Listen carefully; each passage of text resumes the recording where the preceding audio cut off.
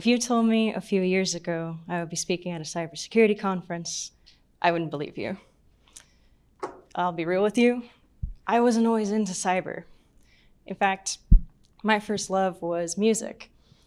I used to be super passionate and dedicated to playing the viola in an orchestra.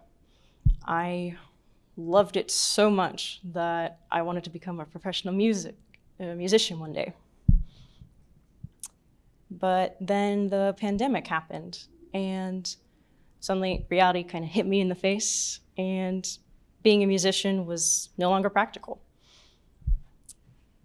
So how did I go from music to cyber?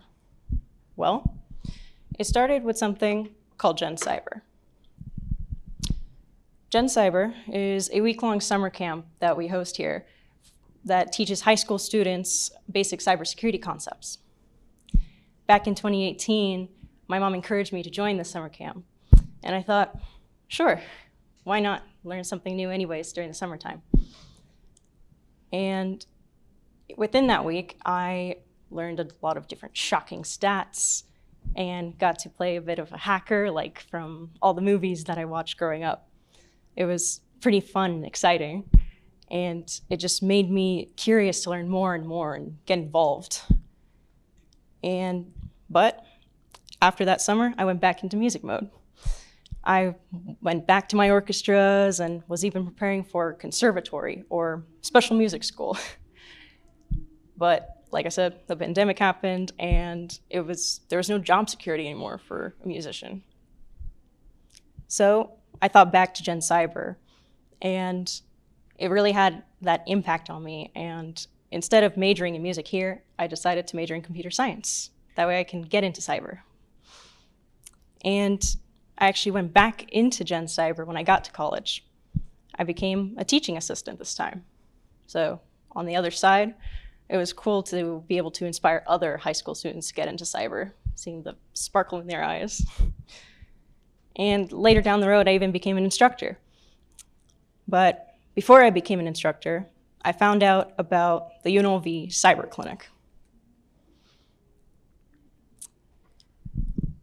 So, Cyber Clinic, we help local small businesses by providing cybersecurity assessments at no cost, while students are able to gain the experience that they need to get into the workforce.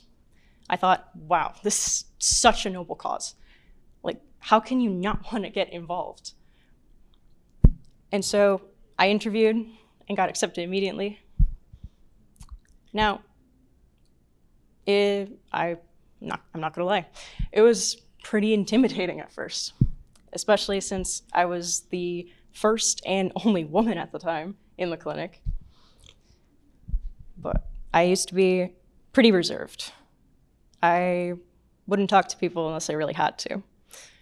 But with the people that I was surrounded by in the clinic, I was able to gradually get out of my shell. And I got tons of different experience. I learned how to write different documentation, from procedures and writing different reports. I got to go on my very first assessment and even get my very first certification through the clinic. I was even given the chance to be a leader at some point, and I didn't think I could do it, but I was proven wrong. But there was even, within that span of a year of being in the clinic, I took on another leadership role. Yes, there were more women gradually getting into the clinic at that time, but I thought there should be even more. So then I started the WESIS student chapter at UNLV right here. So we hosted workshops, brought even more opportunities to UNLV, and we gained over 30 members within a whole year, and doubling it now.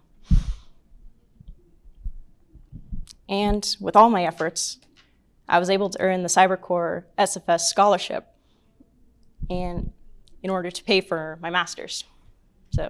And I hope in the future that I get to work in the public sector. And after that, who knows? I'm still open to new possibilities. So,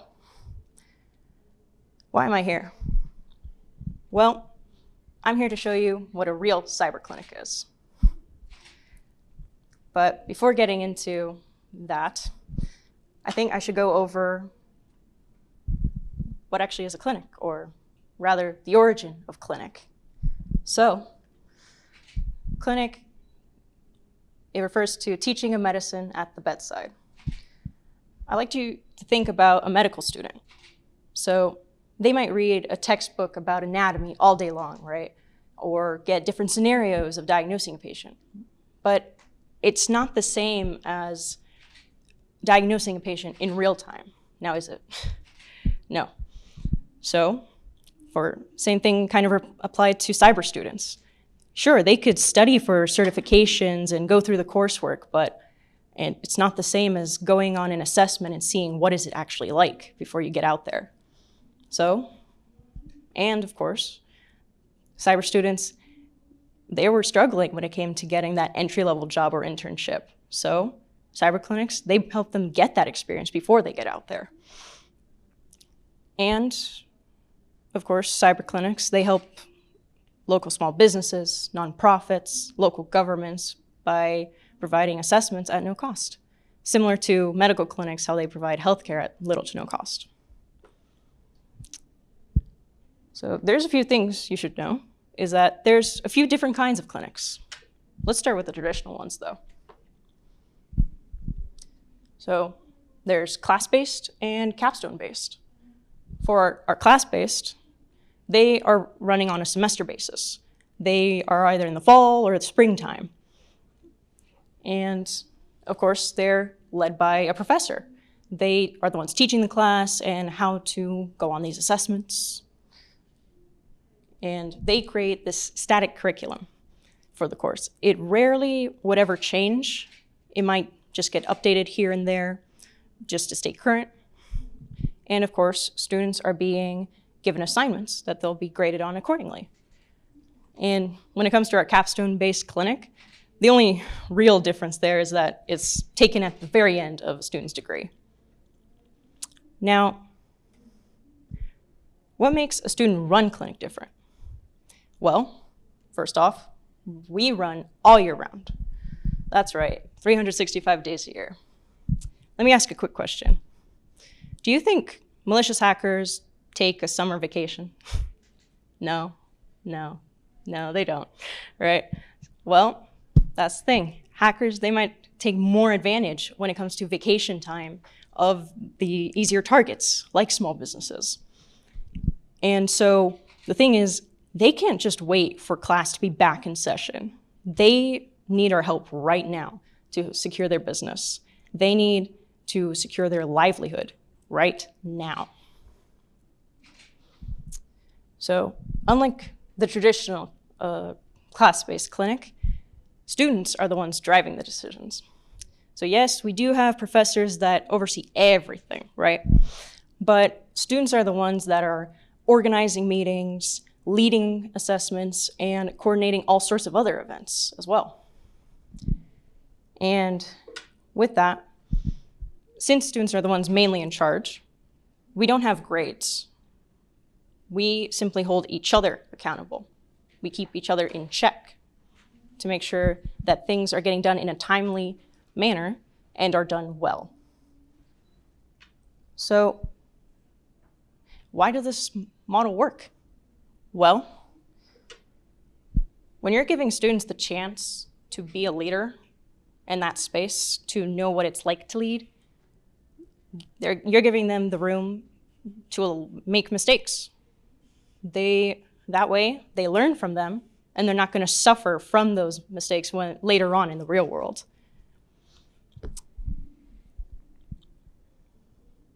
I mentioned earlier I was given a leadership position at some point within the first year of being in the clinic. I thought it'd be temporary, but I had no idea I would excel in that role, and then I did so well, I was kept on for the rest of the year in that role. And it was pretty great because I got proved wrong. Like, I can really take on and do so much more than I thought I could. And it made me want to do even more work and take on more responsibility. There's a lot of work that we have in the clinic, but students are doing the work not because they have to, but because they want to. Real clients equals real stakes. Well, when I like to say it's really a privilege when we get to interact with our clients. I remember my first assessment. I thought I'd be sitting back and shadowing and just seeing how does it really work. Turns out I got thrown right into the fire, and I was told, yep, make sure you ask questions, like pay attention to everything going on. And even the client at one point was like, okay, how do I secure this thing? I was like, oh, okay, yeah, this is real. This is not a simulation right now. We are assessing their business. We are trying to protect them now. We really see the impact that we're making right there. And just knowing that we're able to help protect them and educate them in the process, it's great. We really see what we're doing here. And of course, since we're mainly students, and that we're not limited to a classroom setting or the semester, we have a lot more room to adjust and pivot around and implement a lot of new ideas way easier. And we're able to scale. We kind of run like a little company of sorts. In fact, let me show you how we're organized like one. So right here, we have a little organizational chart. So at the very top, we have our UNLV faculty or directors, and even our cybersecurity program manager. They're the ones that kind of give us the overall direction of the clinic, and so they would give directions to our president and vice president, like myself, and then we give the overall directions to the rest of the officers we had. Like, we got our secretary and treasurer. Secretary handles taking notes for meetings, setting things up in our calendar, maybe setting up rooms. And our treasurer handles our finances, budgets, and donations.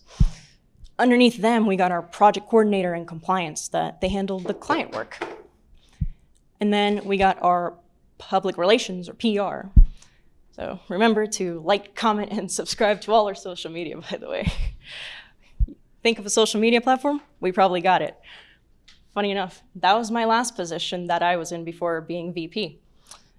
That role alone is what made me get out of my shell so much. Like, I had no choice. Our next one is internal affairs. So this works a lot like human resources, kind of dealing with onboarding and offboarding members at times. Then we got our training manager. So they help our students to prepare for different certifications and even help them out in navigating like what kind of pathway might you want to go into. Do you want to go red teaming, blue teaming? Do you want to go in GRC maybe, or even non-technical cyber roles? And we got something a little special here. We got our junior member coordinator. We actually do high school outreach. So we help high schoolers to prepare for being a part of the cyber clinic and for college before they get here. And of course, we are not a clinic without the members that do the day-to-day work. Now, you might be wondering, how do we get clients? Well, we actually do our very own client acquisition. That's right. We actually go boots on the ground going to find clients and conducting canvassing efforts. We might visit different shopping centers or going to events that highlight different small businesses. And what that does, it really helps our students to develop their sales abilities. So if they're able to pitch our clinic and the services to a client, well, they can then pitch themselves to a future employer in the future. Now, when our teams are able to successfully get a client, we like to show them that we care about them. This is where our 4 pillars of cybersecurity come into play. We got cybersecurity, assessment, remediation, and education. Heavy emphasis on education. So we all start with care level 1. We go into the business and we talk to the business owner, learning more about their background with the business, and we identify their critical assets. After that, we then go assess them and gather their vulnerabilities that we see. Once we collect all the findings and have some recommendations, we put that into a report, and then we make sure that it's really understandable for the client, so it's really digestible and they'll know how they can implement things. Then, once that report itself is complete, we go back to the client and review with them and make sure they are understanding everything and that they have been made more cyber aware. And if they would like us to do so, we might move on to care level 2, where we will remediate some of the vulnerabilities where we can.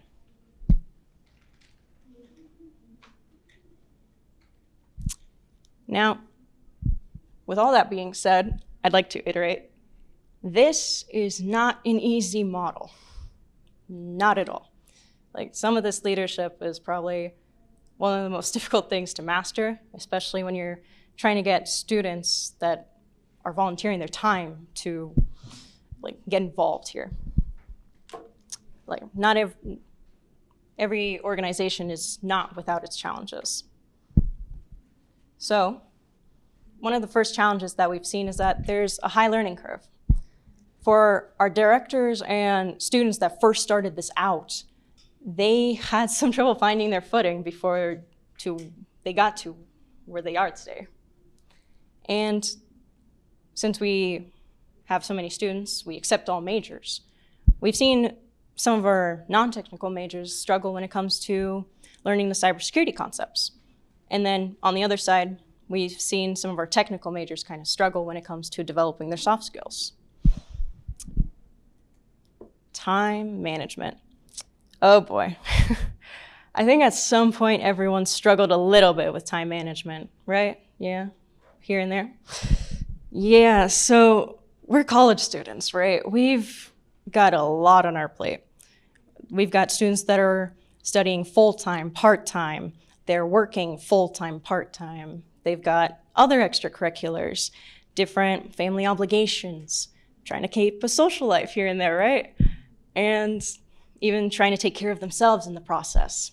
It's like, how do they find the time to even work for the clinic at all? So there's the question of where can you find the time, but there's also the question of trust.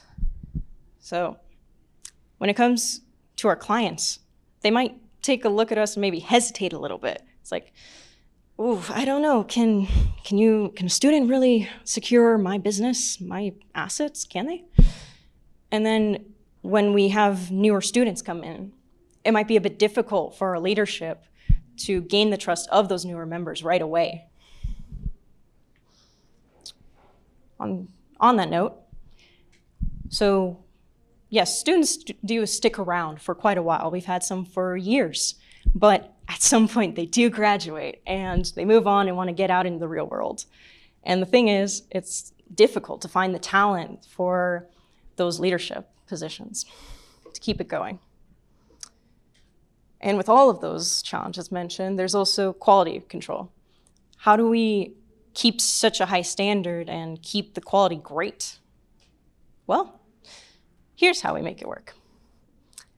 Document, document, document.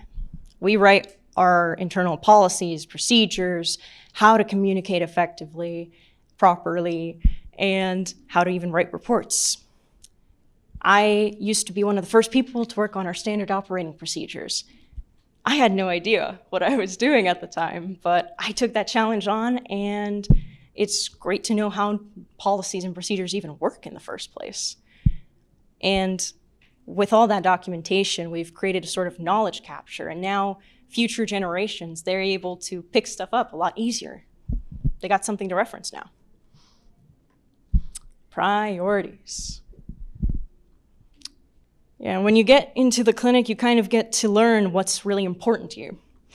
The people of the clinic, they help me to learn how I should be prioritizing my time effectively and not forgetting to also prioritize myself. Like, now I was able to figure out,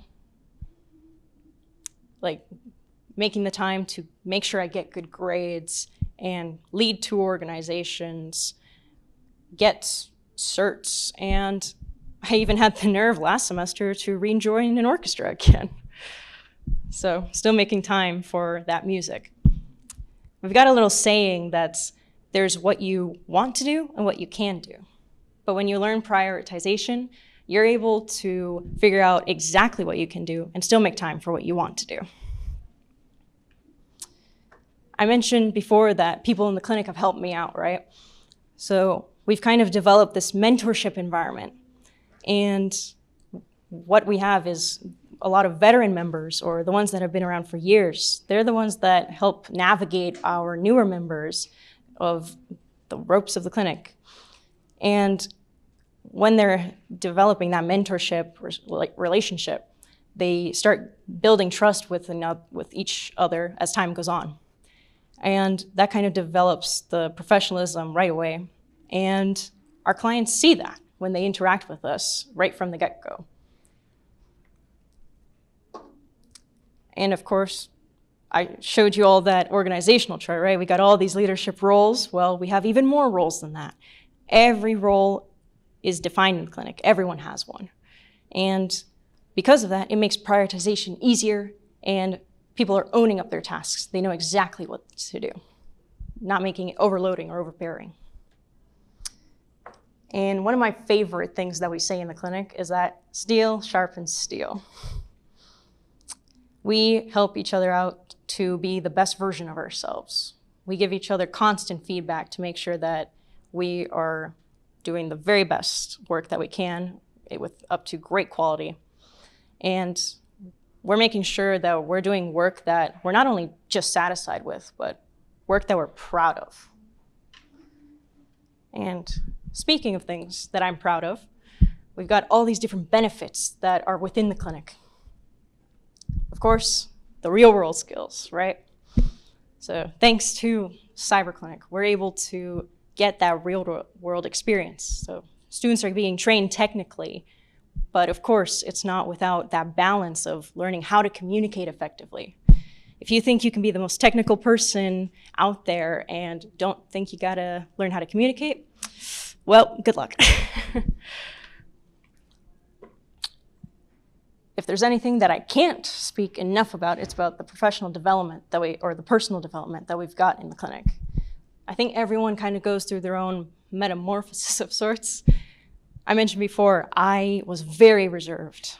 I barely talked at all. And now I can present in front of a crowd, even enjoy it a little bit. I think one of the biggest things I learned is that you have to get uncomfortable in order to grow. I got uncomfortable many times. I welcome it all the time now. I think the best case scenario was where I had to present about the clinic twice in a day. And I really didn't think that one of those presentations actually helped our school to gain the status of being a CyberCore scholarship school, and we were able to give students access to opportunities and not have to worry about the costs of school anymore. And of course, on that note, the access to opportunities. So many students within the clinic wouldn't have been able to get their certifications or the training that they needed to get into cyber or any job that they want to now. And I even had the opportunity to go on my very first flight once. I never would have gone to travel and go to these different conferences if it weren't for the clinic. And I don't think it goes without saying about the community contribution that we bring to the area.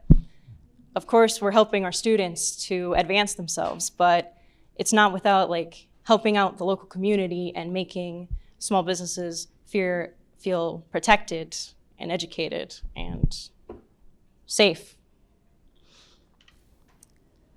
Now, before I end, here's some final thoughts. Student-run clinics, they're scalable and transformative. When you don't limit students to the classroom setting, you're opening the door to a bunch of new possibilities. I'll reiterate, this is not easy. It takes time. It takes patience. You don't need perfection. You just need commitment and structure. You're not building just cyber talent here. You're building cyber leaders. In fact, would you like to meet tomorrow's cybersecurity professionals? Cyber Clinic, would you like to come up right here?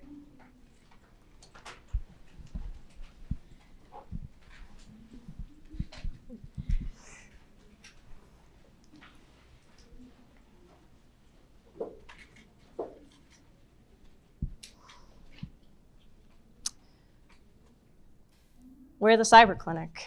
We strive to educate and protect small businesses while building the foundation for tomorrow's cybersecurity professionals. You don't need perfection. You just need commitment and structure. And with passionate students and dedicated faculty, much like this group right here, anyone can build this model. Thank you. I'll be taking questions.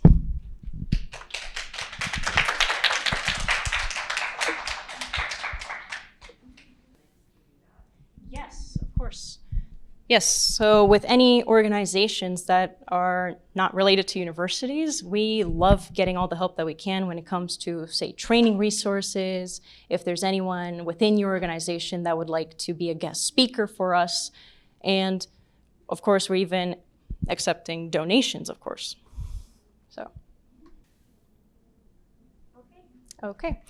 If that's all, feel free to check out our website, cyberclinicofficial.org. You can email us at info@cyberclinicofficial, or feel free to talk to me throughout the conference. All right, thank you. Enjoy your day, everyone.